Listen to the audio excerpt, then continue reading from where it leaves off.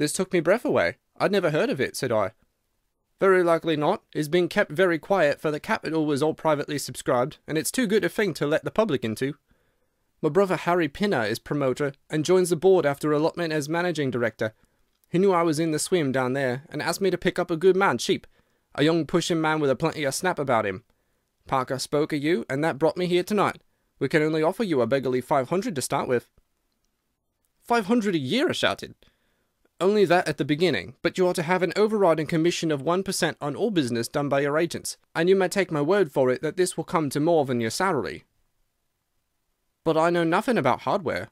Tut, my boy, you know about figures. My head buzzed, and I could hardly sit still in my chair, but suddenly a little chill of doubt came upon me. I must be frank with you, said I. Mawson only gives me 200, but Mawson is safe. Now really, I know so little about your company that— Ah, smart, smart, he cried in a kind of ecstasy of delight. You're the very man for us. You're not to be talked over, and quite right, too. Now here's a note for £100, and if you think that we can do business, you may slip it in your pocket as an advance upon your salary. That is very handsome, said I. When should I take over my new duties? Be in Birmingham tomorrow at 1, said he. I've a note in my pocket here which you will take to my brother. You will find him at 126B Corporation Street, where the temporary offices of the company are situated. Of course, he must confirm your engagement, but between ourselves it will be all right. Really, I hardly know how to express my gratitude, Mr. Pinner, said I. Not at all, my boy. You have only got your deserts. There are 1 or 2 small things, mere formalities, which I must arrange with you. You have a bit of paper beside you there. Kindly write upon it, I am perfectly willing to act as business manager to the Franco-Midland Hardware Company Limited at a minimum salary of £500. I did as he asked, and he put the paper in his pocket. There is one detail, said he. What do you intend to do about Mawson's? I've forgotten all about Mawson's in my joy. I'll write and resign, said I. Precisely what I don't want you to do. I had a row over you with Mawson's manager. I had gone up to ask him about you, and he was very offensive, accused me of coaxing you away from the services of the firm, and that sort of thing. At last I fairly lost my temper. If you want good men, you should pay him a good price, said I. He would rather have our small price than your big one, said he. I'll lay you a fiver, said I, that when he has me offer, you'll never so much as hear from him again. Done, said he. We picked him out of the gutter, and he won't leave us so easily. Those were his very words. The impudent scoundrel, I cried. I've never so much as seen him in my life. Why should I consider him in any way? I shall certainly not write if you would rather I didn't. Good, that's a promise, said he, rising from his chair. Well, I'm delighted to have got so good a man from my brother. Here's your advance of £100, and here's the letter. Make a note to the address, 126B, Corporation Street, and remember that 1 o'clock tomorrow is your appointment. Good night, and may you have all the fortune that you deserve. That's just about all that passed between us, as near as I can remember. You can imagine, Dr. Watson, how pleased I was at such an extraordinary bit of good fortune. I sat up half the night hugging myself over it, and next day I was off to Birmingham in a train that would take me in plenty of time for my appointment. I took my things to a hotel in New Street, and then I made my way to the address which had been given me. It was a quarter of an hour before my time, but I thought that would make no difference. 126B was a passage between 2 large shops, which led to a winding stone stair from which there were many flats, let as offices to companies or professional men. The names of the occupants were painted at the bottoms on the wall, but there was no such name as the Franco-Midland Hardware Company Limited. I stood for a few minutes with my heart in my boots, wondering whether the whole thing was an elaborate hoax or not, when up came a man and addressed me. He was very like the chap I had seen the night before, the same figure and voice, but he was clean-shaven, and his hair was lighter. "Are you Mr. Hall Pycroft?" he asked. "Yes," I said. "Oh, I was expecting you, but you were a trifle before your time. I had a note from my brother this morning, in which he sang your praises very loudly." "I was just looking for the offices when you came." "We have not got our name up yet, for we only secured these temporary premises last week. Come up with me, and we will talk the matter over." I followed him to the top of a very lofty stair, and there, right under the slates, were a couple of empty, dusty little rooms, uncarpeted and uncurtained, into which he led me. I had thought of a great office, with shining tables and rows of clerks, such as I was used to, and I dare say I stared rather straight at the 2 deal chairs and 1 little table, which, with a ledger and a waste-paper basket, made up the whole furniture. "Don't be disheartened, Mr. Pycroft," said my new acquaintance, seeing the length of my face. "Rome was not built in a day, and we have lots of money at our backs, though we don't cut much dash yet in offices. Pray sit down and let me have your letter." I gave it to him, and read it over very carefully. "You seem to have made a vast impression upon my brother Arthur," said he, "and I know that he's a pretty shrewd judge. He swears by London, you know, and I by Birmingham, but this time I shall follow his advice. Pray consider yourself definitely engaged." "What are my duties?" I asked. "You will eventually manage the great depot in Paris, which will pour a flood of English crockery into the shops of 134 agents in France. The purchase will be completed in a week, and meanwhile you will remain in Birmingham and make yourself useful." "How?" For answer he took a big red book out of a drawer.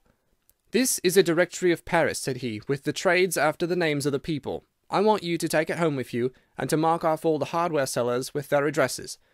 It would be of the greatest use to me to have 'em." "Surely there are classified lists," I suggested. "Not reliable ones. Their system is different from ours. Stick at it, and let me have the list by Monday at 12. Good day, Mr. Pycroft. If you continue to show zeal and intelligence, you'll find the company a good master." I went back to the hotel with the big book under my arm, and with very conflicting feelings in my breast. On the one hand, I was definitely engaged, and had £100 in my pocket.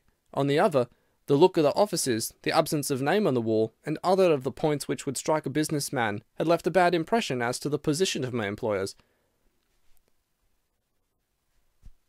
However, come what might, I had my money, so I settled down to my task. All Sunday I was kept hard at work, and yet by Monday I had only got as far as H. I went round to my employer, found him in the same dismantled kind of room, and was told to keep at it until Wednesday, and then come again. On Wednesday I was still unfinished, so I hammered away until Friday, that is yesterday. Then I brought it round to Mr. Harry Pinner. "Thank you very much," said he. "I fear that I underrated the difficulty of the task. This list will be of very material assistance to me." "It took some time," said I. "And now," said he, "I want you to make a list of the furniture shops, for they all sell crockery." "Very good. And you can come up tomorrow evening at 7 and let me know how you are getting on. Don't overwork yourself. A couple of hours at Day's Music Hall in the evening would do you no harm after your labours." He laughed as he spoke, and I saw with a thrill that his second tooth upon the left-hand side had been very badly stuffed with gold. Sherlock Holmes rubbed his hands with delight, and I stared with astonishment at our client.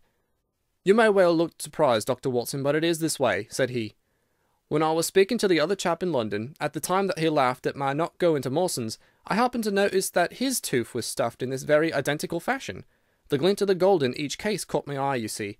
When I put that with the voice and figure being the same, and only those things altered which might be changed by a razor or a wig, I could not doubt that it was the same man. Of course you expect two brothers to be alike, but not that they should have the same tooth stuffed in the same way." He bowed me out, and I found myself in the street, hardly knowing whether I was on my head or my heels. Back I went to my hotel, put my head in a basin of cold water, and tried to think it out. Why had he sent me from London to Birmingham? Why had he got there before me? And why had he written a letter from himself to himself? It was altogether too much for me, and I could make no sense of it. And then it suddenly struck me that what was dark to me might be very light to Mr. Sherlock Holmes.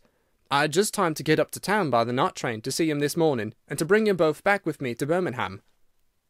There was a pause after the stockbroker's clerk had concluded his surprising experience. Then Sherlock Holmes cocked his eye at me, leaning back on the cushions with a pleased and yet critical face, like a connoisseur who has just taken his first sip of a Comet vintage. "Rather fine, Watson, is it not?" said he. "There are points in it which please me. I think that you will agree with me that an interview with Mr. Arthur Harry Pinner in the temporary offices of the Franco-Midland Hardware Company Limited would be a rather interesting experience for both of us." "But how can we do it?" I asked. "Oh, easily enough," said Hall Pycroft cheerily. "You are two friends of mine who are in want of a billet, and what could be more natural than that I should bring you both round to the managing director?" "Quite so, of course," said Holmes. "I should like to have a look at the gentleman, and see if I can make anything of his little game. What qualities have you, my friend, which would make your services so valuable? Or is it possible that—" He began biting his nails and staring blankly out of the window, and we hardly drew another word from him until we were in New Street. At 7 o'clock that evening we were walking, the three of us, down Corporation Street to the company's offices. "It's no use our being at all before our time," said our client. "He only comes there to see me, apparently, for the place is deserted up to the very hour he names." "That is suggestive," remarked Holmes. "By Jove, I told you so!" cried the clerk. "That's he walking ahead of us there." He pointed to a smallish, dark, well-dressed man who was bustling along the other side of the road. As we watched him, he looked across at a boy who was bawling out the latest edition of the evening paper, and running over among the cabs and buses, he bought one from him. Then, clutching it in his hand, he vanished through a doorway. "There he goes!" cried Hall Pycroft. "These are the company's offices into which he has gone. Come with me, and I'll fix it up as easily as possible." Following his lead, we ascended 5 stories until we found ourselves outside a half-opened door, at which our client tapped. A voice within bade us enter, and we entered a bare, unfurnished room such as Hall Pycroft had described. At the single table sat the man whom we had seen in the street, with his evening paper spread out in front of him, and as he looked up at us, it seemed to me that I had never looked upon a face which bore such marks of grief, and of something beyond grief, of a horror such as comes to few men in a lifetime. His brow glistened with perspiration. His cheeks were of the dull, dead white of a fish's belly, and his eyes were wild and staring. He looked at his clerk as though he failed to recognize him, and I could see by the astonishment depicted upon our conductor's face that this was by no means the usual appearance of his employer. "You look ill, Mr. Pinner," he exclaimed. "Yes, I am not very well," answered the other, making obvious efforts to pull himself together, and licking his dry lips before he spoke. "Who are these gentlemen whom you have brought with you?" "One is Mr. Harris of Bermondsey, and the other is Mr. Price of this town," said our clerk glibly. "They are friends of mine and gentlemen of experience, but they have been out of a place for some little time, and they hoped that perhaps you might find an opening for them in the company's employment." Very possibly," cried Mr. Pinner with a ghastly smile. "Yes, I have no doubt that we shall be able to do something for you. What is your particular line, Mr. Harris?" "I'm an accountant," said Holmes. "Ah, yes, we shall want something of the sort. And you, Mr. Price?" "A clerk," said I. "I have every hope that the company may accommodate you. I will let you know about it as soon as we come to any conclusion.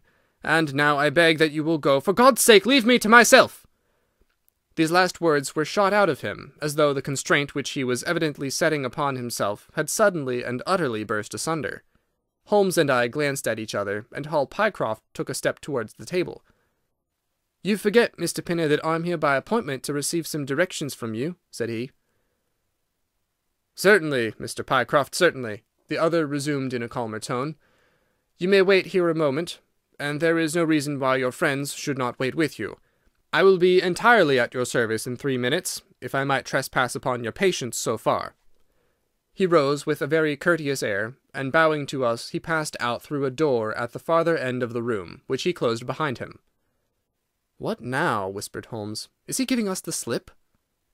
"Impossible," answered Pycroft. "Why so?" "That door leads into an inner room." "There is no exit?" "None." "Is it furnished?" "It was empty yesterday." "Then what on earth can he be doing? There is something which I don't understand in this manner. If ever a man was 3 parts mad with terror, that man's name is Pinner. What can have put the shivers on him?" "He suspects that we are detectives," I suggested. "That's it," cried Pycroft. Holmes shook his head. "He did not turn pale. He was pale when we entered the room," said he. "It is just possible that—" His words were interrupted by a sharp rat-tat from the direction of the inner door. "What the deuce is he knocking at his own door for?" cried the clerk. Again, and much louder, came the rat-tat-tat. We all gazed expectantly at the closed door. Glancing at Holmes, I saw his face turn rigid, and he leaned forward in intense excitement. Then suddenly came a low guggling, gargling sound, and a brisk drumming upon woodwork. Holmes sprang frantically across the room, and pushed at the door. It was fastened on the inner side. Following his example, we threw ourselves upon it with all our weight. One hinge snapped, then the other, and down came the door with a crash. Rushing over it, we found ourselves in the inner room. It was empty.